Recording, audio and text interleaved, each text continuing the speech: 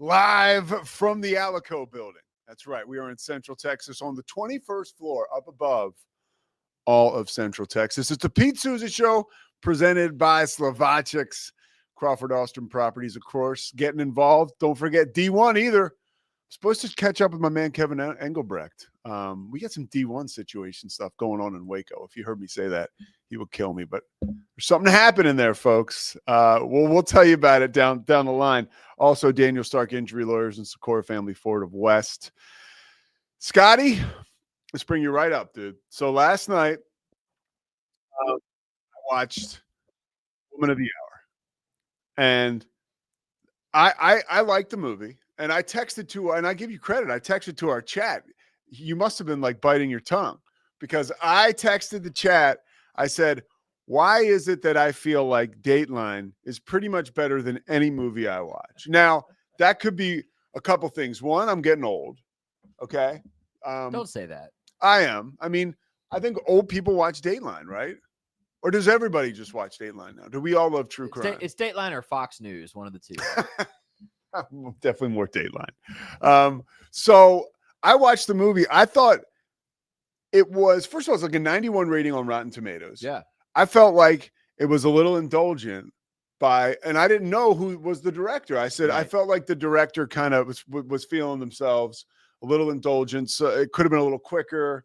The pacing might've been a little slow. And then Scotty with the illumination right away. That's right. So this is Anna Kendrick's directorial debut. So Anna Kendrick, kind of one of those B-list movie stars. I don't B-list. Yeah, come on. I mean, it's Pitch Perfect A-list. I mean, is that what we're calling it now? But I mean, Anna Kendrick, notable. A Simple Plan was great. Notable actress for a long time. I'm a big fan of Scott Pilgrim versus the World. She's great in that film. But directorial debut, and what we talked about is she plays this lead character who encounters a serial killer on the dating game, and that's kind of the thriller piece of it. But she inserted a lot of her own experience as an actress, being objectified by casting directors or just men around her in general into the film, which is where some of that storytelling comes from. I thought it was a great movie, honestly. Out of 4 stars, you're giving it 4? 3.5. Okay. Yeah. It's good to know that Scotty doesn't get too excited. He's not too much a prisoner of the moment. But it brought up to me, really, I was like, do I like watching Dateline more than anything else? Like, when I'm watching something, I really do think, I'm like, man, I could put on a Dateline that I would like this. I think it would be better. Or a 30 for 30 that I've watched. I think I'm so documentary'd out in a way, like I'm so out there with them that I don't know. I have trouble with some of the other, and I'm a big movie guy. Like, leave your phone in the car, go to the theater, buy yourself popcorn, M&Ms, mix them together.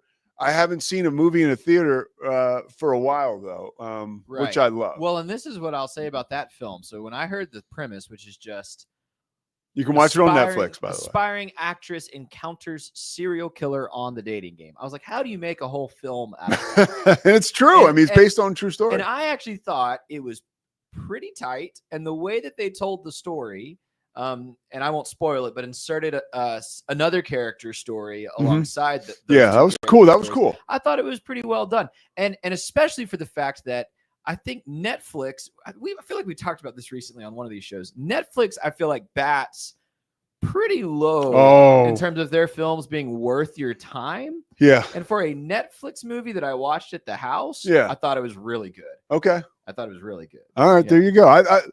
I thought it was good. I don't know about really good, but to me, I'm just more conflicted of like, do I like Dateline more than anything else in my life, which is kind of like weird to even think about, but it's possible. Yeah.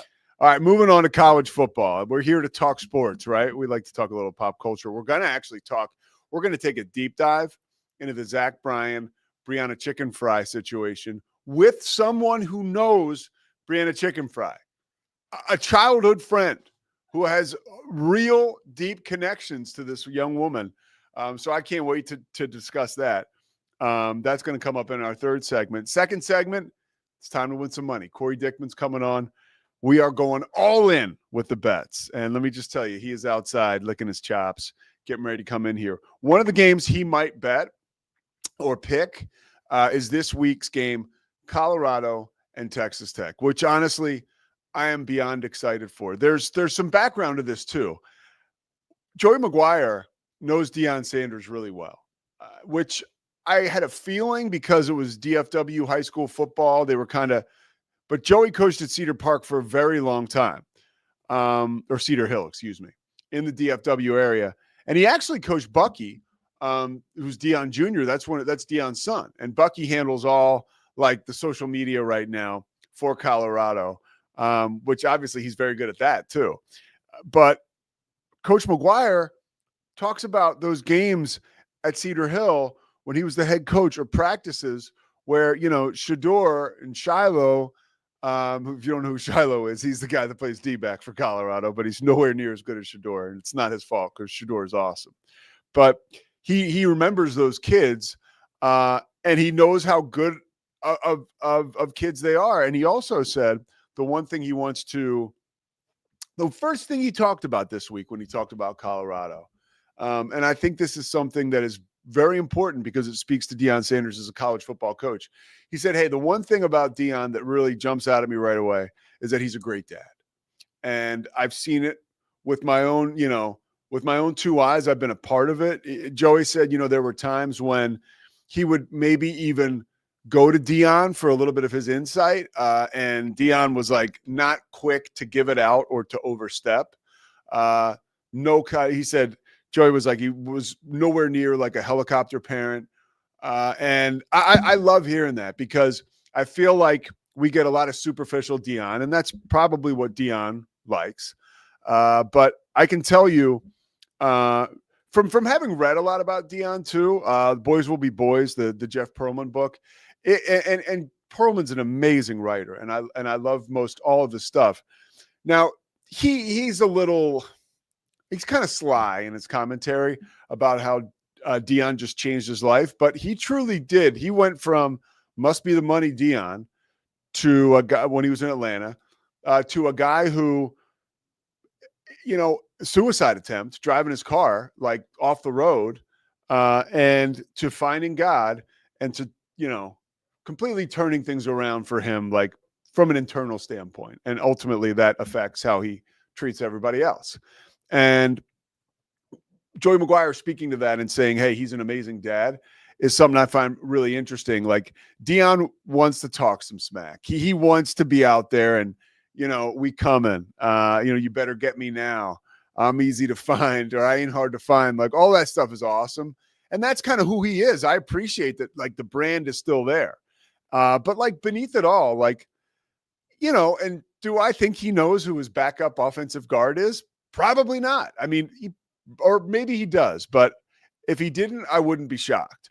And I don't think he's the only college football coach in the country we could say that about. But he's a special guy for the sport of college football because he brings an amazing competitive juice to the sport. He brings some shit talking, which is always a lot of fun, especially the way he does it. He keeps it kind of in bounds. And he's got a huge game this Saturday. Biggest game, I would say, probably low-key the biggest game that Colorado will play or has played so far in Deion's tenure. And here is why. They're favored on the road against Texas Tech. Texas Tech's coming off a huge win against Iowa State, and Texas Tech is a lot better than people think. They got Taj Brooks, a running back who is 7 yards away from setting an all-time program rushing record. You also have a quarterback in Baron Morton who can throw the ball all over the field. And you have a defense led by the kid Rodriguez, who was very good. And I don't want to say very good. They're good. Okay, they're solid. I'm getting a little carried away here. But Colorado has an opportunity to set up their season, right? Like this is the hardest game left on their schedule. And they're 5-1 right now. Like, think about that. This is the toughest game they're going to play for the rest of the year. And trust me, it's a game that they can absolutely lose. Let me pull up their schedule, which, of course, I'm not ready with stuff like this, but what are you going to do? So I can take you through these last few games. So you've got Utah. Okay, so we got Colorado, Texas Tech. Okay, that is obviously Colorado's 20th in the country. They are favored by 3. Then they play Utah at home next week, 11 a.m. Big noon kickoff will be there. By the way, big noon kickoff, Fox Sports pregame is going to be at Texas Tech, or they're there now for that game tomorrow. That's at 3 o'clock. And then Colorado, Kansas. I mean, it's all there. And I'm dying to see how Colorado does. And this is a game where they turn the corner. This is a game where if they win it, they're really setting themselves up for a shot at the Big 12 title game. And they're really setting themselves up for a shot at the college football playoff. Iowa State losing, having that one loss, has really swung the door wide open for Deion Sanders and Colorado. And what I mean by that is, one, if you continue to win and win out, you're going to be a Colorado team that finishes the season 10-1. If you get an invite to the Big 12 title game and you win that, you're automatically, as things would look right now, going to play in the college football playoff. You're going to earn an automatic bid.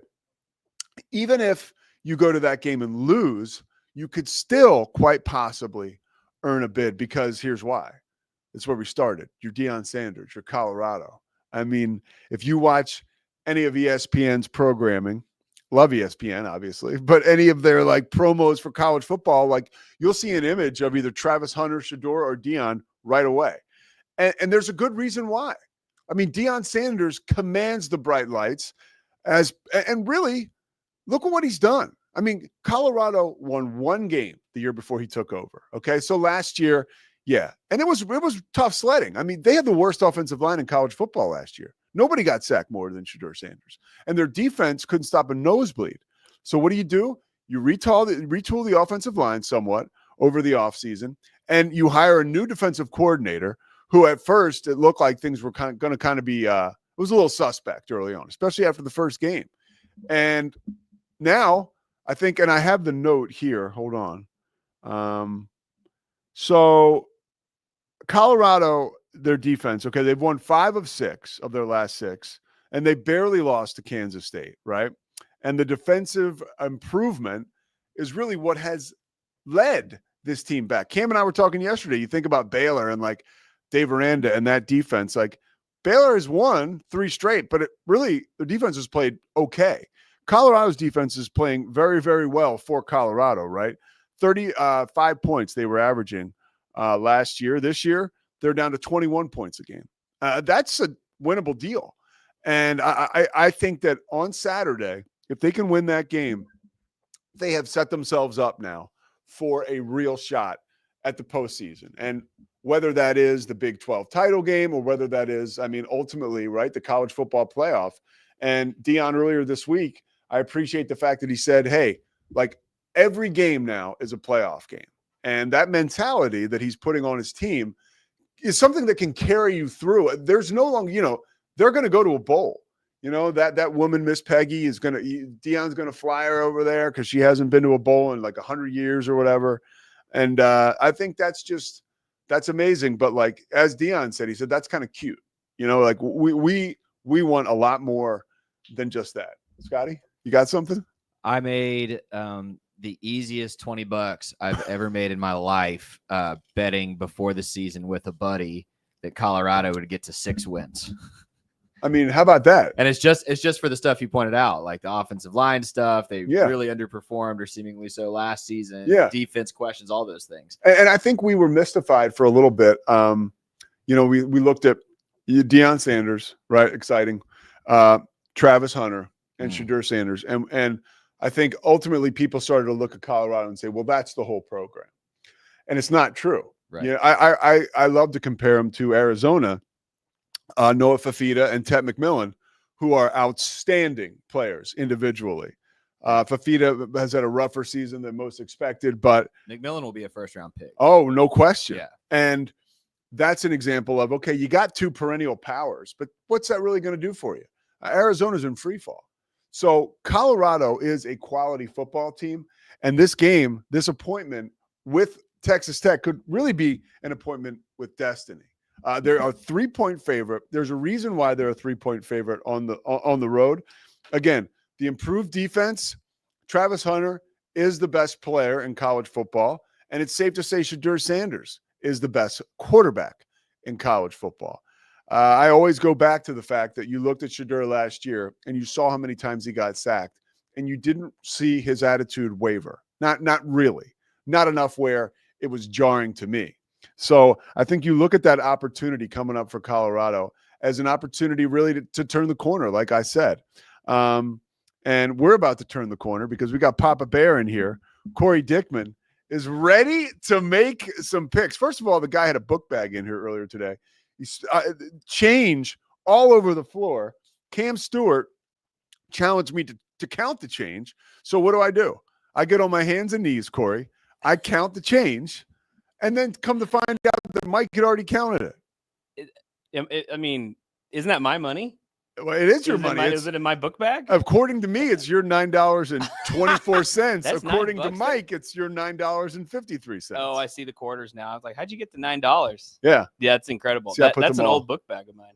All right. Well, look, we're not talking about change anymore. We're talking about cash money. Big money, baby. On the other side of the break, All In Bets with Corey Dickman, the Pete Sousa Show, powered by the Rogue Media Network, coming up. It's the Pete Sousa Show. Sports, Pete. Nobody tells our stories better than our clients. The difference is stark. I was rear-ended at a stop. I thought I was fine, and then once I got home, I realized it's a lot worse than I thought. I ended up having a ruptured disc. You say you're not hurting, and then an hour later, you're saying you're in all this pain. I just felt like most people would think that I was lying. And that's when I decided to call Daniel Stark. I owe a lot to Daniel Stark. They really got me what I deserved. The difference is stark.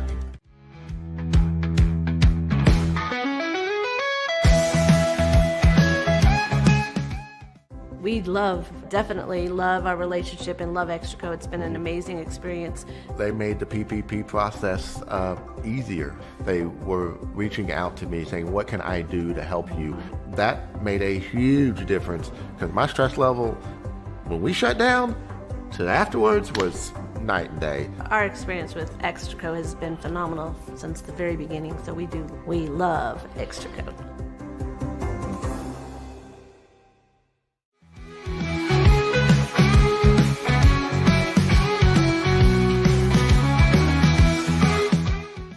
All is right with the basketball world.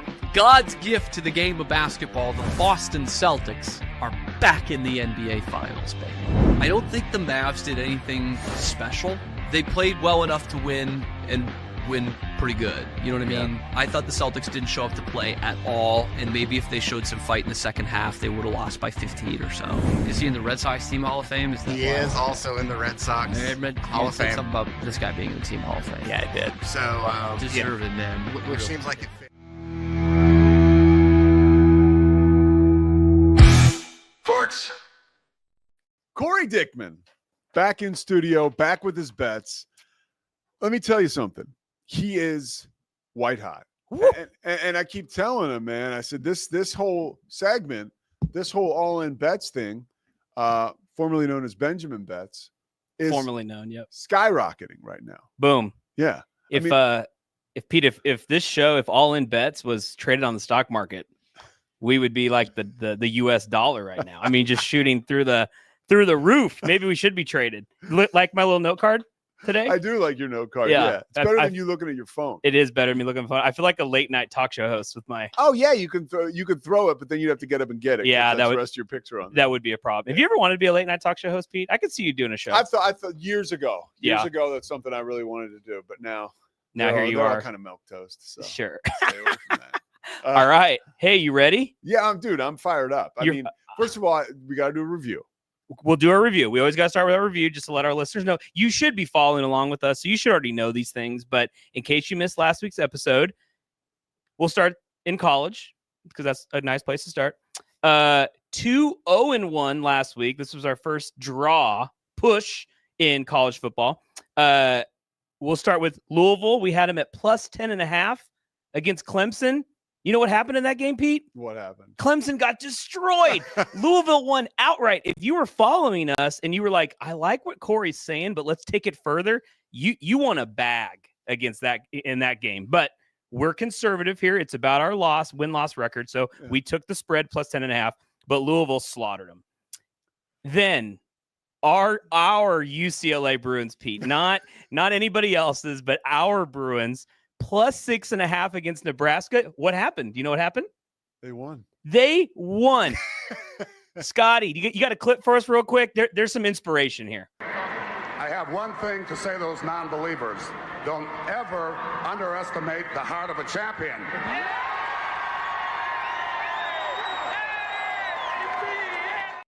I love Rudy T. Never underestimate, Pete, the heart of a champion. I thought you were a Trailblazers fan.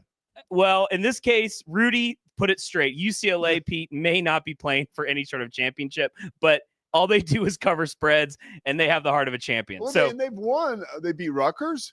And they just beat. And they beat Nebraska by 7. You could have had them at minus 6.5. Yeah. That probably would have been plus 900. Again, if you were rolling with us, you made a lot more money. But again, it's about our record. So UCLA covers, awesome. And then the game that had me the most worried, your face said it all. You didn't even want me to pick this game, but it's my Baylor Bears, and this is a rivalry game. It was a night game against TCU. Baylor wins it on a game-winning field goal, Pete, which is incredible. We did get the push. It was plus 3, so that's fine. But more importantly, Baylor gets a win. Yes. We're on a 3-game winning streak. Good job, Baylor. That's probably the last time we're going to take the Bears this year. Dude, it was a dicey deal. It was a dice. Every time we take the Bears, it's a stressful game. The last time was Colorado. My whole thing is for you as a fan and anybody out there watching this, if you have a team that you're rooting for, I don't understand betting on them because I just don't. Unless you know something about the quarterback that we all don't, okay, go for it on that regard. But sure, yeah, I don't understand that. You already have enough interest in the game. You're right, and I know, and that's the scary part. That's why I shouldn't bet Seahawks games. In reality, we should have just gone over, which I think it was like 60 points or something, which would have been easily covered. TCU Baylor, but we went with the plus 3 and got the push, so we'll take it. I will say Baylor did have a 7-point lead there, Pete, towards the end of the game, and TCU went down and scored and tied it. I thought we were going to go 3-0. So to wrap it up, we went 2-0-1. Let me flip my card over. That gets our record at 13-7-1, which you know what that percentage is? What? It's about 63%. That is really, really good. We could move to Vegas and make a living right now if we were doing this. So 13-7-1 on the season. 13-7-1, and that was with the 0-3 start. And you told me not to do this anymore. I didn't say that. I said stay away from college. You did say that. Yeah. But to be fair, I went 0-3. I probably would have said it too. So we're cooking right now. Yeah, we are. Okay, before we go into this week's, we got to talk about the NFL. I got people texting me about like Corey's bets and how they're winning. That felt great. If I get people texting me this week about Corey's bets and how we're losing, we should have a Ravid based in like Louisiana and North Carolina, a place where you actually can place these bets. If you live here in our lovely, beautiful state of Texas, you may have to call a friend or two that live in other places. But Corey's going to go out like Al Pacino's character in 2 for the Money. In 2 for the Money, yeah. That is how that's going to happen. All right, NFL. You ready to talk NFL real quick? Of course, yeah. So last week, see, Pete, I get my cards mixed up here. What? We're doing NFL first? Well, we're recapping. Or do you want me to just go into college? Let's recap. We're still recapping. We're still recapping. Okay. NFL, we went 2-1 last week. Ravens minus 9.5 against the Broncos. They slaughtered them. Wasn't even close. We did miss, and this is the last time we're picking Cowboys. I know we have a big Texas base here with this show. I can't keep rolling with you guys. This is a disaster. It's a dumpster fire. It's all the things that the Cowboys are. They can't even get an over correctly. They're throwing interceptions. They're fumbling the ball. Pete, this should have been the easiest over at 51.5. They still ended at like 48 points, even with all the turnovers and wildness. But we missed it. I never rule out like a bizarre turnaround, but right now they suck. They terrible. Suck on fire. I'm not picking this, but I would roll with some Philadelphia Eagles this week against the Cowboys. But that's a whole different story. And then the one that mattered the most, the mortgage bet, squeaked it by, Pete, but we'll take it. Seahawks doesn't matter. Plus 6.5. They actually lost the game in overtime to a touchdown, which almost gave me a heart attack. I suck because it's my team, but we still hit the tees, so that was nice. And then the Colts plus 10, who actually had a lead in this game, Pete. And then the Vikings came all the way back. The Colts scored a little garbage thing at the end, which helped us here. But so the Colts covered plus 10. So we hit the mortgage. You paid your mortgage. You're not kicked out of your place, which is good. That makes our mortgage 5-1 this year on the mortgage bet. Overall, 10 wins, 11 losses in the NFL. So we're climbing out of we get the shovel. We're climbing out of the hole, Pete. So we're not quite out of it yet, but we're almost back to 500 in the NFL. That's impressive. So not bad. No, not bad at all. All right. Are you ready? Yeah, let's go. Okay. I keep forgetting which side my card's on. All right. College. What's the biggest game of the week, Pete? Do you know? Oh, for me, it's Colorado and Texas Tech. For you, it's Colorado and Texas Tech? Yeah, go ahead. Why is it Colorado and Texas Tech? Well, because I'm hyper focused on the Big 12. That's true. Okay. It's a real opportunity for Coach Prime in Colorado. But go ahead, you tell me the big game. Okay, well, that's your big game. I can be a little myopic. The real big game of the weekend is Alabama versus LSU, Pete. Yeah. This is a play-in game. Did you know the college football has a play-in game no, now but for the let me playoff? we can have a whole other conversation about why this game is horseshit. Well, this game, it matters huge. Yeah. There's a legacy on the line. There's a coach's job probably on the line. And Alabama wins this game, Pete, they're in the playoff, right? I mean, they got to win, 2 more? But they're in if they win this game. They're going to win this game. -2.5, going down to Death Valley. I know LSU, and I get all this stuff. I have family that live outside of New Orleans. I hear you. But Bama -2.5 wins by a field goal. There's got to be redemption here with this Alabama team, Pete, or it's just going to be ripped apart, and I just can't see that happening.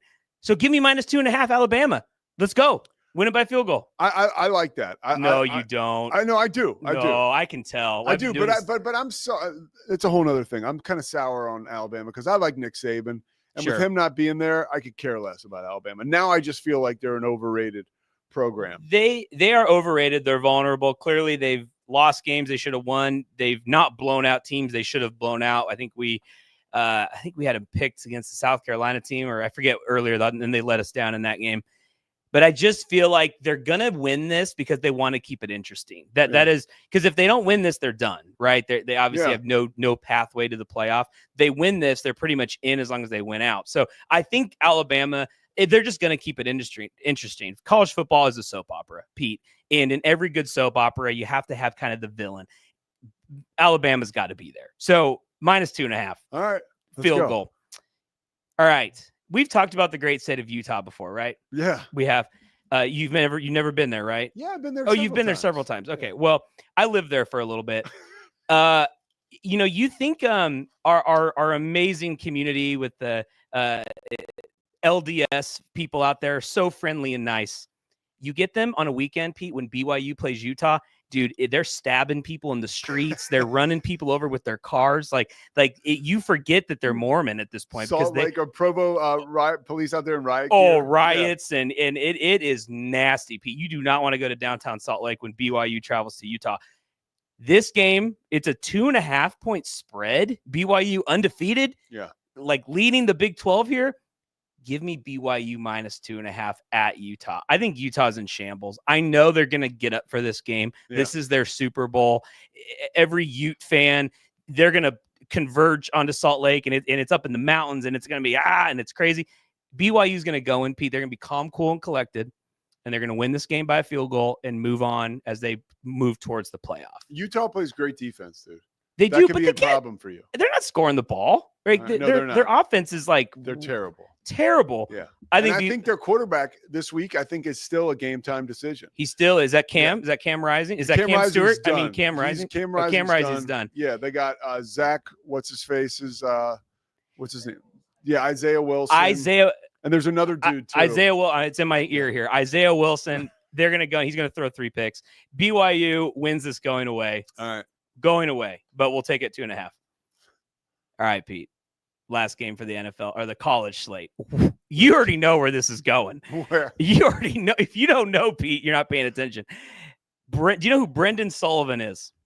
No. Transfer quarterback. He's making his second start for the University of Iowa, the Hawkeyes.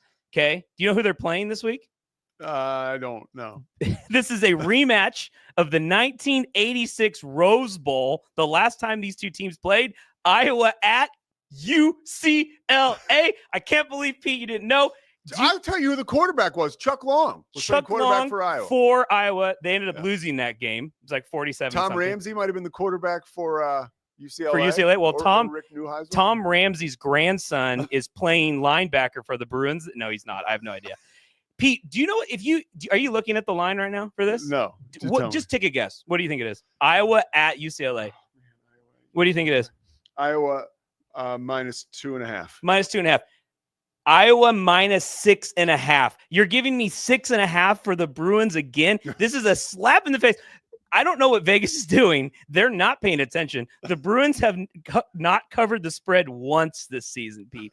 Every other game, they're 3-5. Who cares? They have the heart of a champion.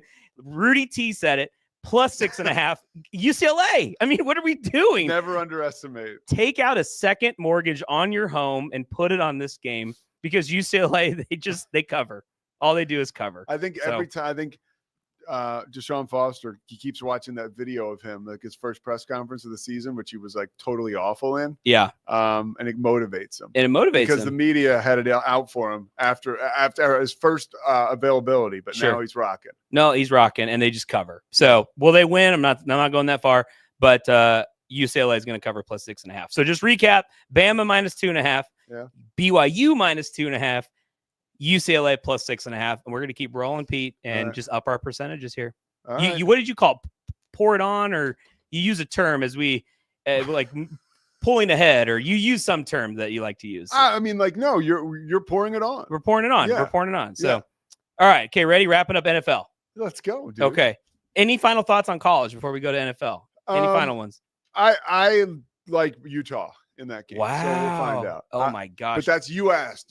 Don't put money. You're the expert, but Okay. I like Utah in that game. I feel like BYU is in for some kind of a bumpy ride at some point, and this is probably that bumpy ride. And the fact that it's a rivalry game and Utah's defense is good, sure, I think they could steal it. Let me be straight. Because this is a undefeated 9-0 or ranked 9th in the country team against a Utah team that is just laying down. They're laying down in the dirt, ready to be buried. This should be minus 7.5 BYU, right? This should be BYU going away. So I understand it will be a dogfight. The key for BYU is for their quarterback, the guy Jake Retzloff, to just punch Utah in the mouth early. Yep. Go downfield, get a couple scores quick. Yep. Then Utah has no chance. If you can get up on these guys by 10 points or more, it's over. Yeah, and Pete, Provo's like 30 miles away from this place, so they're going to have a big crowd there. Yeah, I feel good. But I did ask you, so I opened Pandora's box. Okay, NFL. You ready? Of course. Here we go. Derek Carr's back, okay? Yeah. Super Bowl champ Derek Carr. No, he didn't win a championship. He is playing against the Falcons this week, Pete. New Orleans is getting 3.5 points. This is a divisional game. Atlanta's playing well. Kirk Cousins. Did you watch the quarterback documentary on Netflix? He seems like you didn't watch that with Patrick Mahomes? And my wife got into that with me, and by the end of it, she was like all in over Kirk Cousins. He's the man. Yeah, I think she kind of forgot about me for a minute. It was like, man, Kirk's a nice guy, So, but New Orleans plus 3.5 with their quarterback back.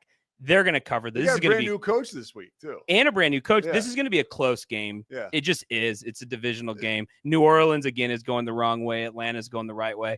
But 3.5, give that to me. Give me Falcons plus 3.5. Okay.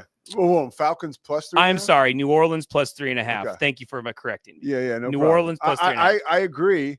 Dan Ingham was in here yesterday saying the opposite. Oh. But I agree with you. I think New Orleans gets the new coach bump, and I think that they cover. That's how this always happens, yes. right? Uh-huh. Dennis Allen, is he the one out? He got fired? Yeah. Sorry, Dennis. And if Dan picked Atlanta, then we're definitely going New Orleans. Okay. Vikings versus the soon-to-be relegated Jacksonville Jaguars. Vikings minus 6.5. You're going to give me a touchdown. Give me the touchdown. Give me Vikings minus 14.5. Okay. This is going away.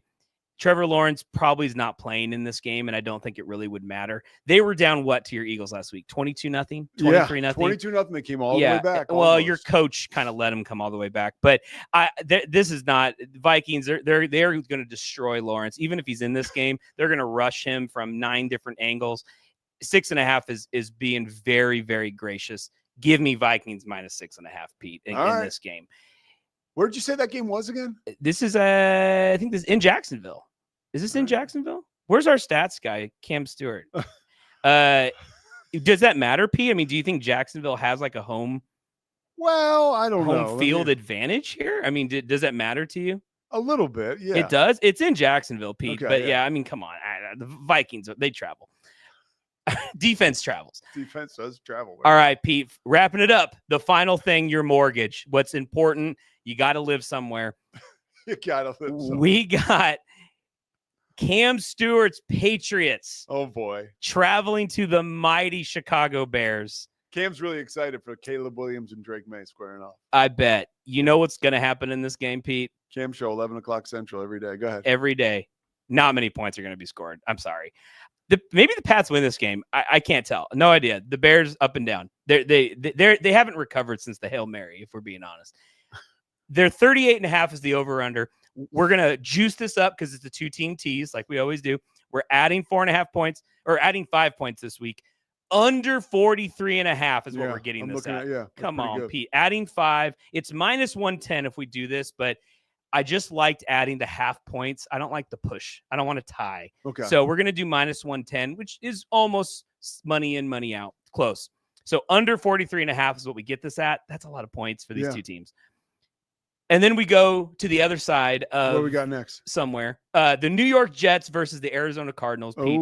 Over. So the over-under is 46.5. Yep.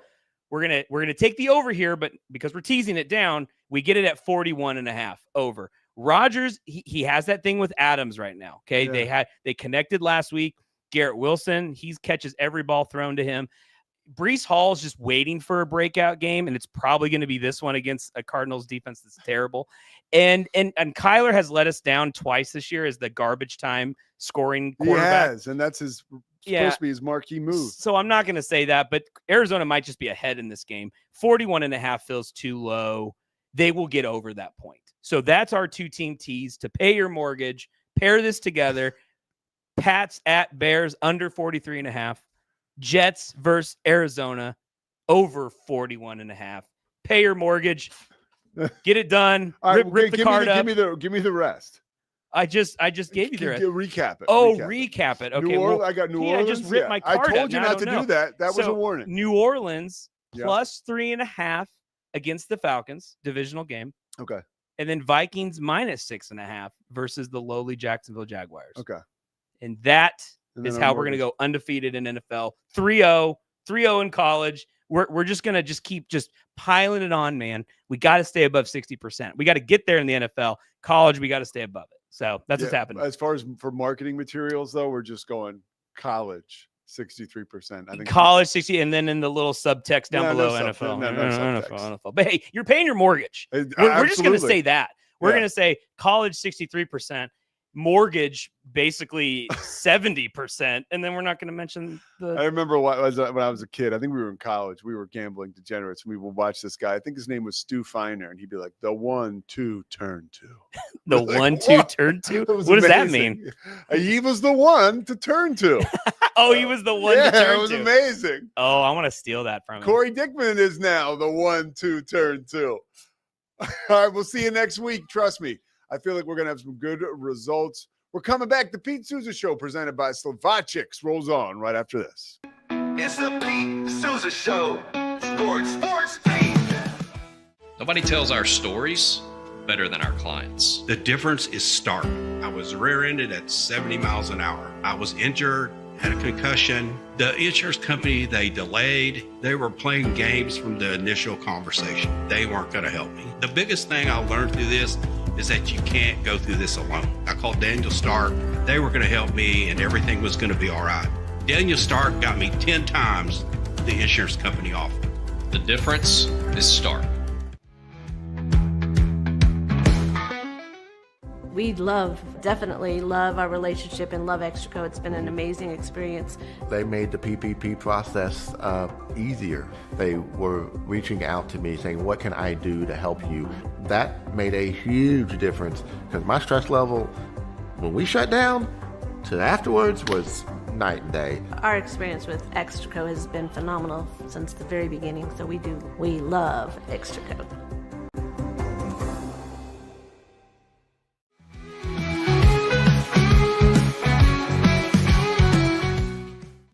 are here with your shoot first point guard, Corey Dickman. Also, if you're not creating new fans in a small market, then you're not creating that base of people to go to games and pay for merchandise and pay for stuff and concessions at the Moda Center and yada yada. Yeah, let's talk draft. That's the only thing we have to look forward to. The only thing we have to look forward to.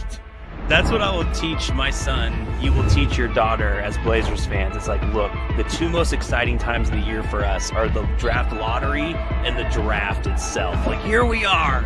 This is our thing. Give me some memories and thoughts. I know you had mentioned kind of the first time you had met Bill. What were some of those first memories that came back when you heard the news? Sports. Now, I had to wait all show to get here. I actually had to wait all morning. What did the first text you got from me today? What did it say? I don't know, something about being excited for the camp show. No, that was yesterday. Oh, today. I'll have to look. Can you talk beyond a chicken fry? Oh, yeah. You mean Stu Finer's colleague? Did you like that Stu Finer? Do you remember him? Yeah, I watch him on Barstool all the time. Is he still on there? Yeah, I think so. Really? Yeah, as of a couple weeks ago, he was when I last watched his stuff. Huh. Okay. Maybe it The wasn't. guy. The guy likes box, man. Yeah. If you're watching us now, by the way, we appreciate you watching us on the road. So if I ever Sports worked channel. at Barstool, I couldn't be Barstool Stu. No, because it's Stu Finer. That's a bummer. I don't think it's yeah, going to I happen gotcha. anyway. So because of Cameron Stewart. that's what I was back home, Stu. All right, here we go, Cam. Brianna Chicken Fry. Yeah. Now she wasn't married to Zach Bryan. I'll give the context of the story, and then I want you to give me some background on the young woman. So she's 25 years of age, correct? That sounds right. Yeah. Yeah. Couple years younger Barstool than me. Sports star. Mhm. Has her own brand, her Mega show, star. BFF. How much money do you think she makes? If you had to guess. I don't know.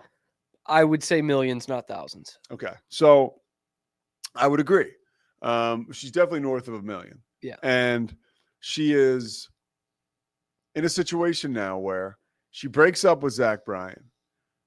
He apparently asks her, okay, or his management, right? Not because right away, first of all, good luck breaking up with a girl in like 2024. I mean, seriously, she goes right to social media and puts this bleeding heart post out there. Mhm. And it's like, wow, it certainly is like any reputable guy or guy with like a reputation or in the like any kind of limelight has got to be like, oh man, this is like, Yeah, it's also like good luck fucking with someone who's a celebrity. Yeah. Like she has a huge following. yeah. So you're saying she maybe was right to do that.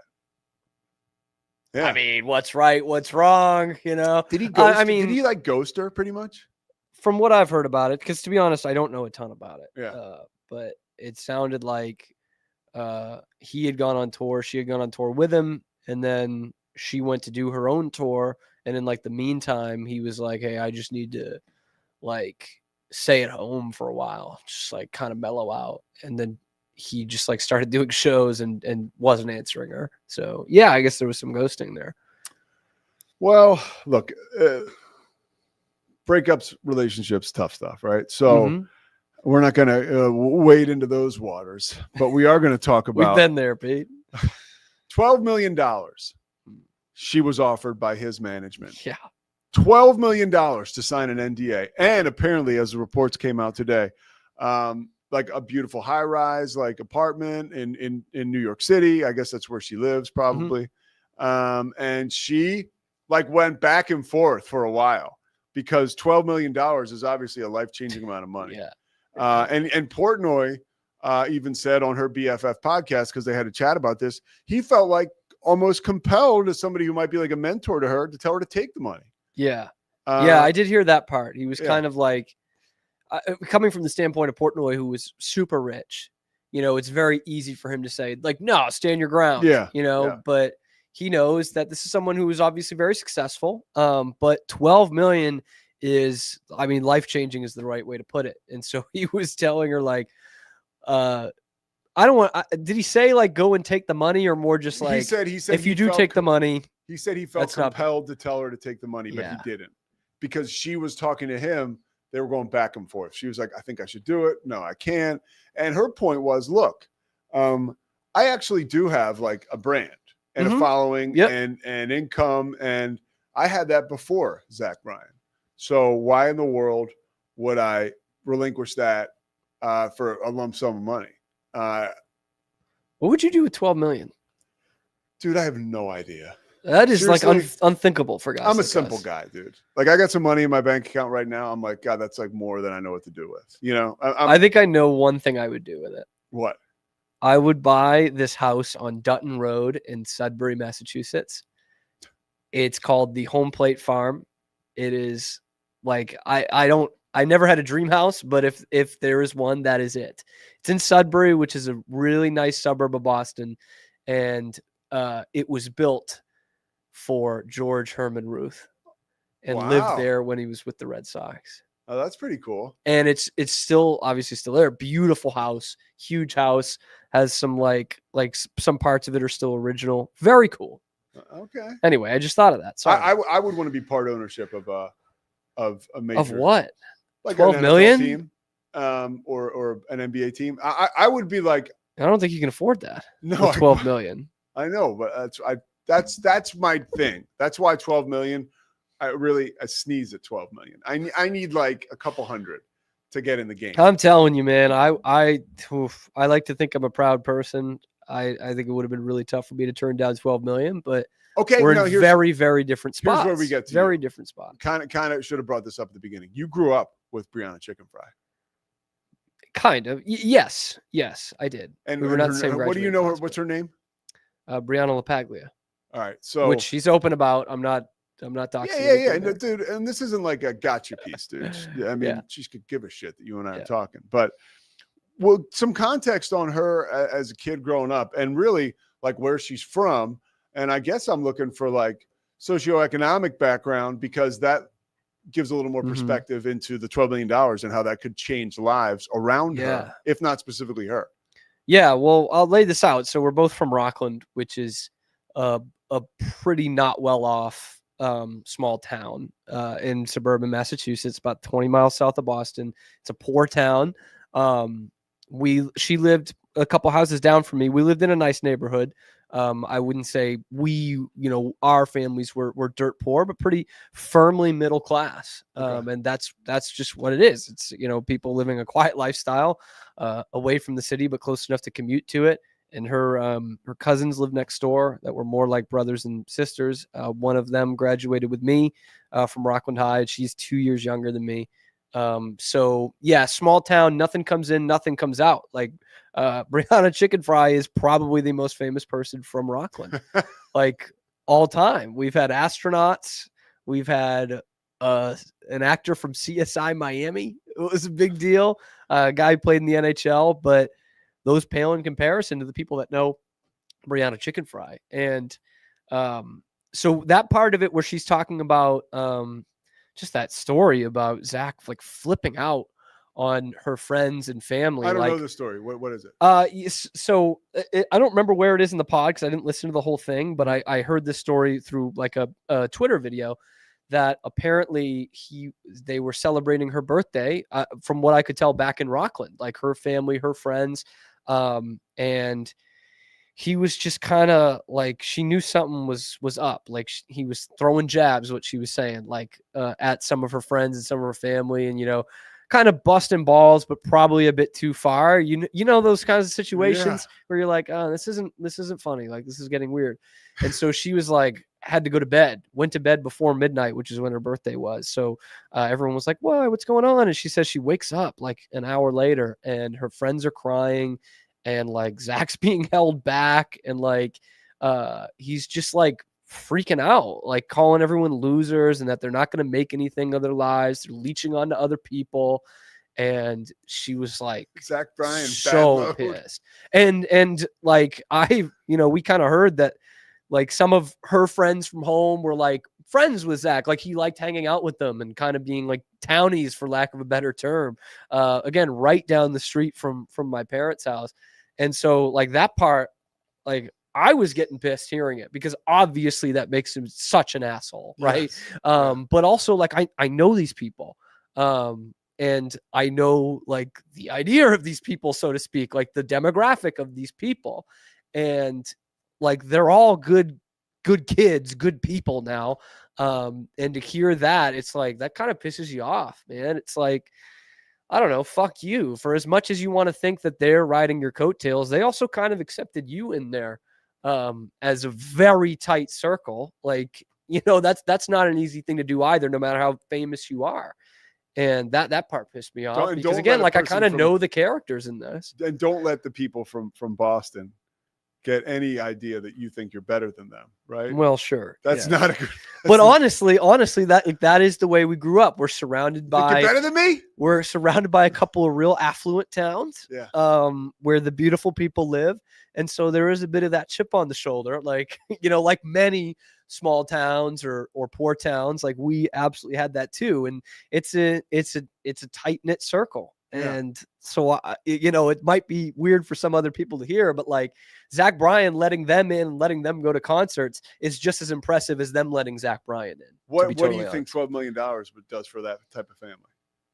I mean, it's life-changing. It's life-changing. And again, from what I know of these families, again, right down the street, they're not like living paycheck to paycheck necessarily. Yeah. They're okay, but that is another world. That is living in one of those other towns, I mean, that is you can retire for some of these people. Anything notable about Brianna Chicken Fry?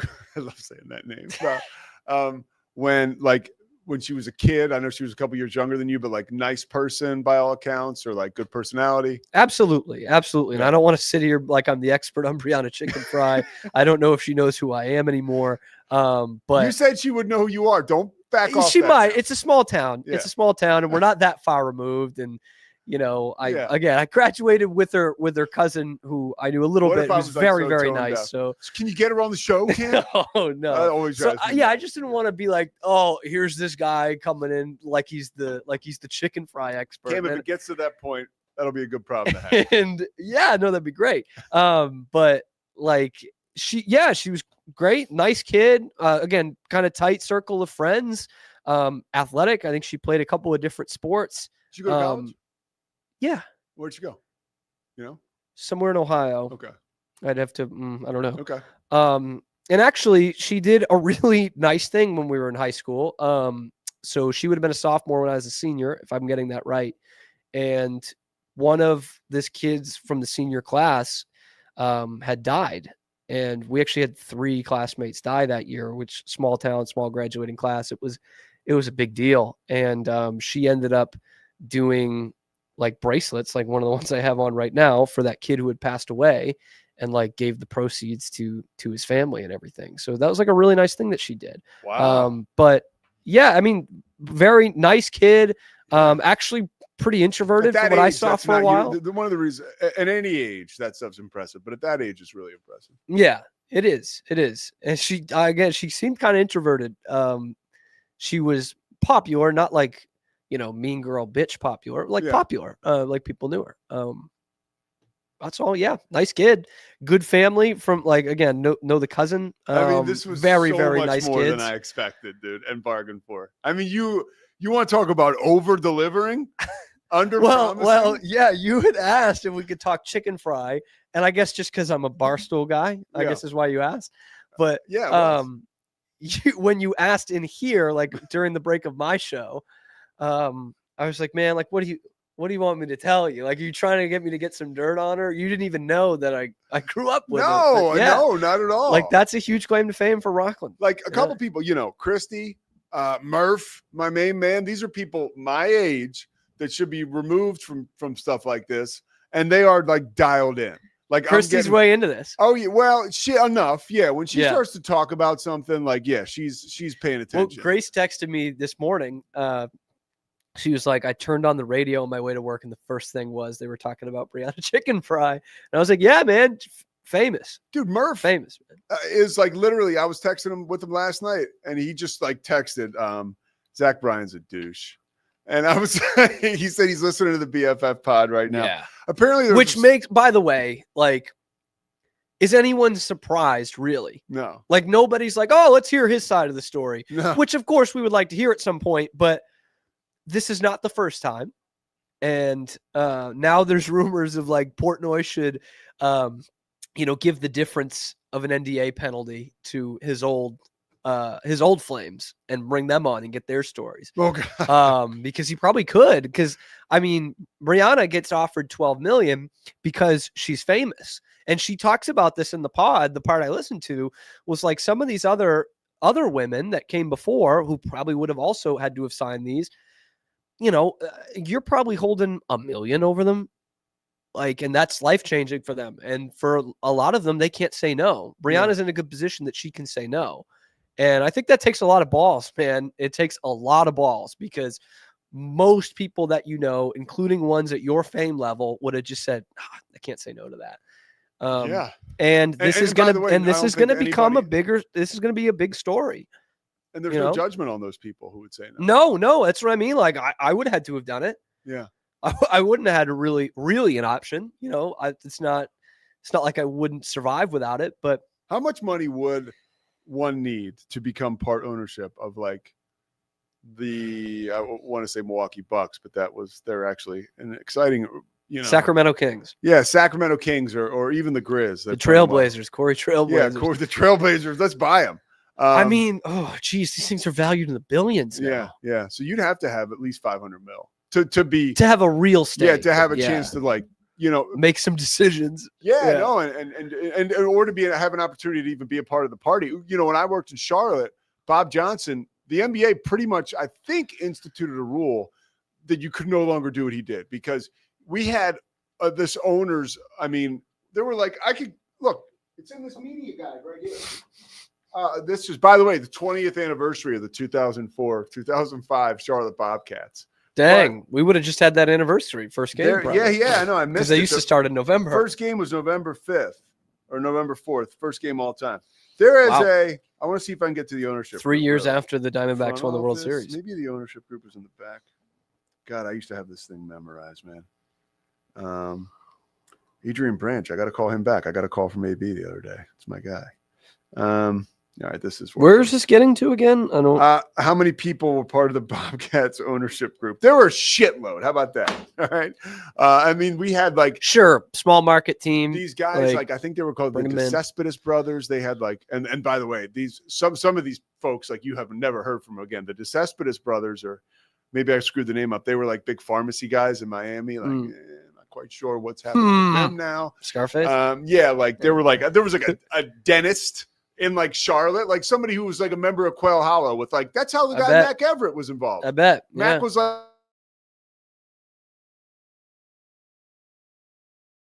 we're good on this whole parties buying a team. Dude, apparently, I talk about Kirk a lot, speaking of Barstool. Minahan. Yeah. Big time, humongous Celtics fan growing up, grew up with the 80s Celtics, and his dad was pretty rich. And apparently when the Celtics sold in 83 or 83. His dad was talking with some business partners, maybe we could put something together. And I think, imagine being 10 years old, you're a big time Celtics fan, and that happens. Your dad is 1/10 of an owner or whatever. That's unbelievable. And that was the window for regular people to make that happen. Yeah, I mean, it's you gone. could own a car dealership and buy an NFL football team in 1974. Yeah, that's just not happening anymore. Brianna Chicken Fry could buy a women's soccer league team or something. Oh, well then with that money, but she's not getting that money. But it's corny because again, we don't really know each other. But I was proud. That takes a lot of balls, man. It takes a lot of balls. And growing up where we grew up, we didn't grow up in the projects. I know, Cam. I think you're overdoing this just a little bit. That's a really tough thing to do, and she's doing it so that these stories can come out. And they deserve to come out. Cam really grew up in a rough part of You town. would see if I showed you a picture of my house, you'd be like, "Shut the fuck up." But the town is. Cam, do we oversell the town a little bit? It is not it's not covered in glitter, man. It's really not. We lived in probably the nicest neighborhood in the town. So that's why I don't This, by by the the way, way, leads too much, into a but whole nother it's not a nice conversation town. about people from the Boston metropolitan area and surrounding parts. It was so tough for everybody. Dude, I just said it was a poor town. We had it fine, but it's a poor town. Was that the Goodwill Hunting effect, do you think? Or was that- Maybe. Well, because I say maybe because South Boston actually did used to be like really bad deal. Now it's pretty yuppie. It's a lot of young people. Yeah. In fact, I think that's where Brianna's originally from. Roxbury was tough. Roxbury, very tough. You don't. I ended don't up in stop at the red Roxbury. lights, Well, man. this is an offline conversation.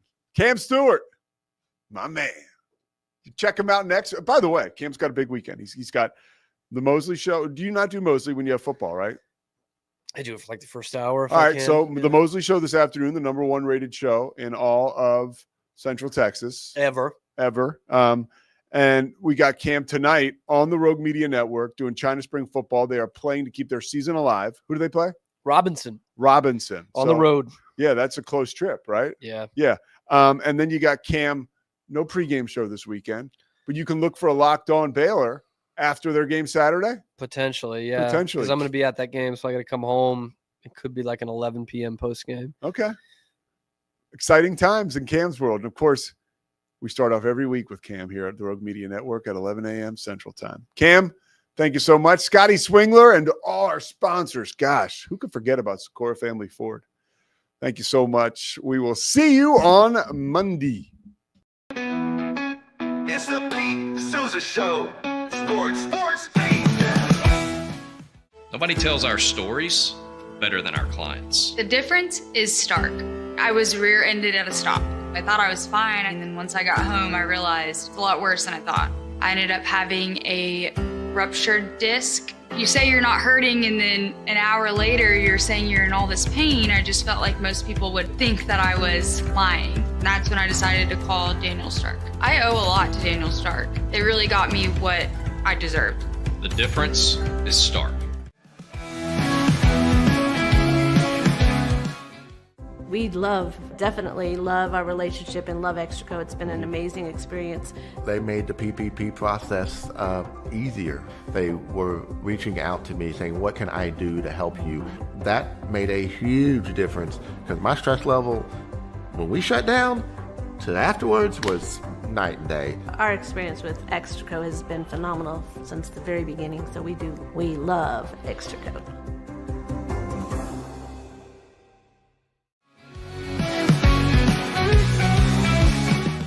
I mean, yeah, a new coach comes in, they're going to turn the roster. I think that's just we've got all these transfer portal stats and what Dion did and what Fritz has done. I mean, that's the deal, man. That's the game that's being played nowadays. Maybe a little bit unknown at quarterback. I mean, unknown to the rest of the world, but you know, he dove into the portal and got a guy who is super athletic. South Dakota State's really good. Give us a little bit of breakdown about what they can do and what Oklahoma State needs to be worried about. Look at that form right there. I need to say nothing else about this because I found one.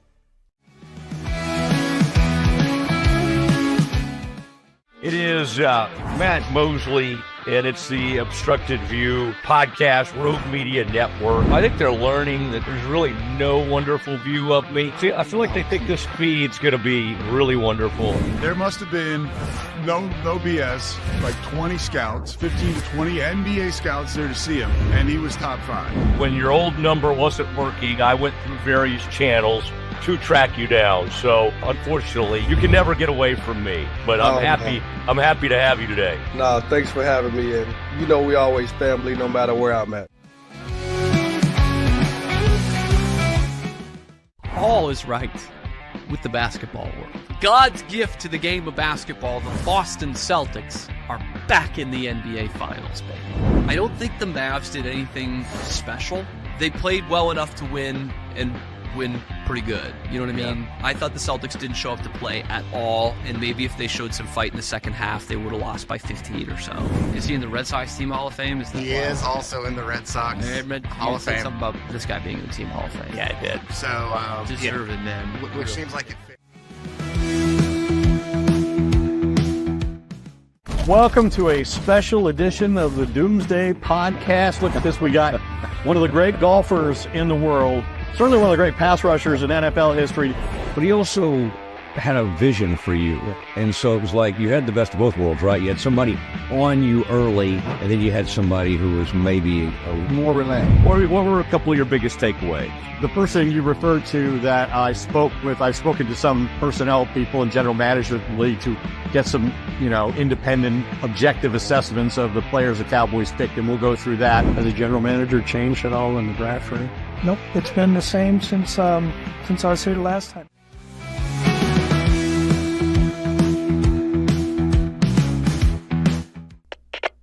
We are Rogue Media Sports.